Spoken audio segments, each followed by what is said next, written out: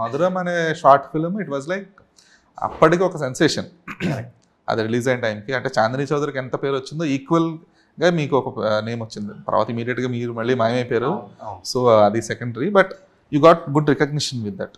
So post that మధురం తర్వాత మళ్ళీ 8 వసంతాలు ఈ సినిమా మళ్ళీ సేమ్ ఫణీంద్ర నాయర్తోనే కొలాబ్ అవ్వడానికి. సో ద కోర్ రీజన్ ఏంటి? At the same time what is the thing that excited you in that film?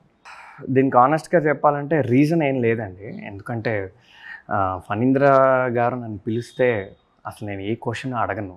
Role ఏంటి, సీన్లు ఎన్ని ఉన్నాయి అని కూడా నేను అడగను, స్టోరీ ఏంటని కూడా నేను అడగను. ఫణీంద్ర నన్ను పిలవడమే ఒక రీజన్, అదే one and only reason, right. ఆయనతో పనిచేయడమే నేను చాలా బ్లెస్డ్గా ఫీల్ అవుతా. అది నేను మధురం అప్పుడు అలానే ఫీల్ అయ్యా, ఇప్పుడు కూడా అలానే ఫీల్ అవుతున్నా. నేను అప్పుడు ఫ్యాన్ బాయే, ఎందుకంటే ఆయన ఫ్యాన్ బాయ్లోనే కలిసాను. నేను బ్యాక్ స్పేస్ అనే ఫిల్మ్ చూసి నేను ఆ ఫ్యాన్ బాయ్లో అప్రోచ్ అయ్యా, సార్ ఒక్క అవకాశం ఇవ్వండి సార్, ఇట్లానే ఏమీ ఎగ్జాగరేట్ చేయట్లేదు.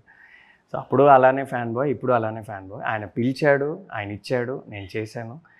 స్టోరీ చూసి ఎక్సైట్ అవ్వడం అవన్నీ తర్వాత, ఎందుకంటే నువ్వు చేస్తావంటే బాబు మీరు ఏమి ఇచ్చినా నేను చేస్తా, నాకేం చెప్పకండి, you know best, you know me. So story తర్వాత అంతా విన్నాక నేను చాలా బ్యూటిఫుల్గా అనిపించింది.